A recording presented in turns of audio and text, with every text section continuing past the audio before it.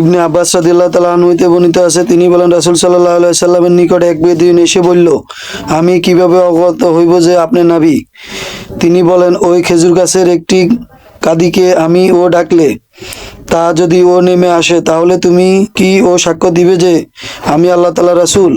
রাসূল সাল্লাল্লাহু আলাইহি সাল্লাম উহাকে ও ডাকলেন। সেই সময় কাদি ও খেজুর গাছ থেকে নেমে নবী সাল্লাল্লাহু আলাইহি সাল্লামের সম্মুখে এসে গেল।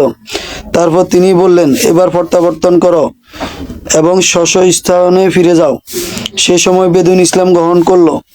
হাদিসটি তিরমিজিতে 3628 নম্বরে রয়েছে এবং মিশকাতে হাদিসটি 5926 নম্বর রয়েছে। সহিহ কিতাবে 315 নম্বরে রয়েছে।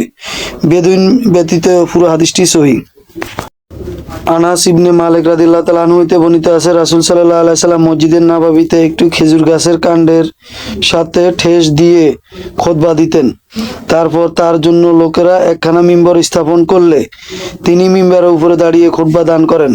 সেই সময় ও খুঁটিটি পুষ্টির মতো কাঁদতে লাগলো। রাসূল সাল্লাল্লাহু আলাইহি সাল্লাম মিম্বর হইতে অবতরণ করে তাকে স্পর্শ করলে তা ও কান্না বন্ধ করে এবং শান্ত হয়।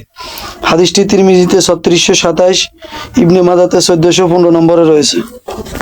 সামুরাইন ইবনু জনবুদ রাদিয়াল্লাহু তাআলা আনহু হইতে বর্ণিত আছে, তিনি বলেন, আমরা রাসূল সাল্লাল্লাহু আলাইহি সাল্লামের সাথে সকাল ও সন্ধ্যা অবিরত একটি পাত্র হইতে আহার করতাম।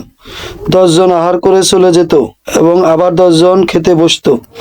আবুল আলা বলেন, আমরা সামুরাকে প্রশ্ন করলাম, আপনাদের এই সহযোগিতা কোথায় হইতে আসতো?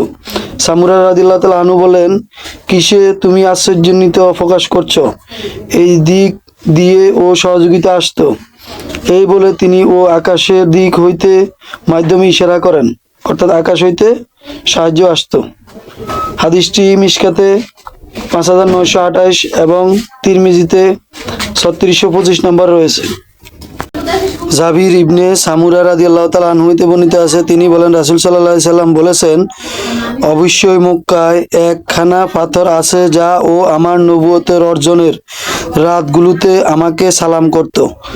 আমি এখনো অবশ্যই ও পাথরখানাকে চিহ্নিত করতে পারি।